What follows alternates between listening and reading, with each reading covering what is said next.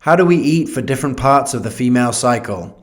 Alisa Vitti answered this on the Functional Forum.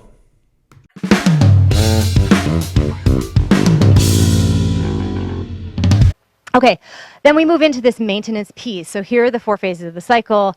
I know you all know that, but I can't tell you how many times I teach and I'm like, okay, so what are the phases of the cycle? And people are like, ovulation and menstruation. And there's like just a blind spot for this conversation because women are not getting this information, unfortunately, in a ubiquitous enough way that they know where they are in their own cycle. So part of this is sort of the upregulation of this information. So we teach them, how do you know where you are in your cycle if you're not on the pill? How can you tell emotionally, physically? What are some of the cues to look out for? I mean, this is really like just basic navigation through the body.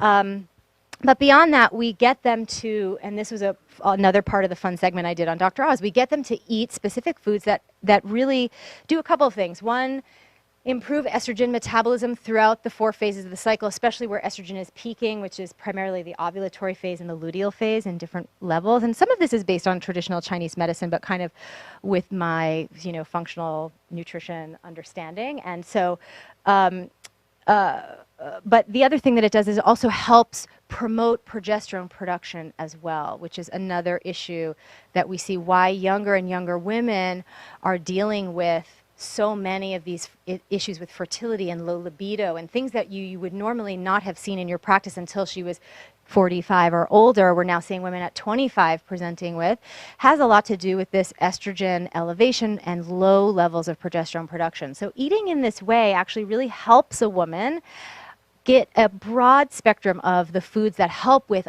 all of the aspects of the endocrine function, as well as estrogen metabolism, as well as progesterone production, and allows her to, again, have anchors in where she's at in the cycle.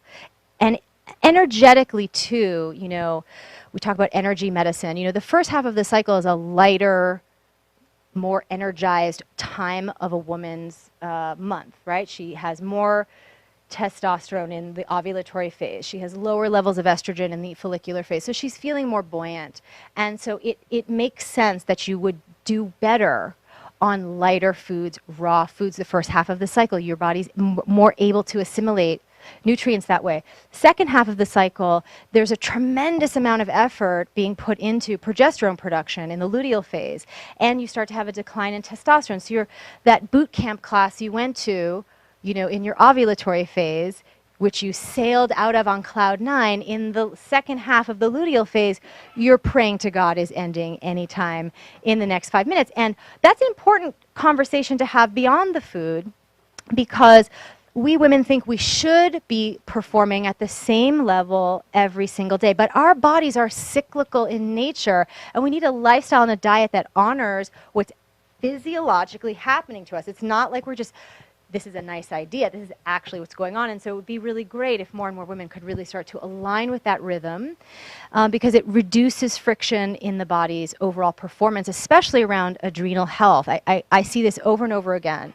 that a missing link for adrenal health in women is cycle syncing their exercise schedule, really making sure that they're doing that high-intensity workout in the first half and more yoga, Pilates, walking in the second half, not because they can't do it, but because we're talking about reducing stress on the adrenals while they're healing from PCOS, fibroids, infertility, etc.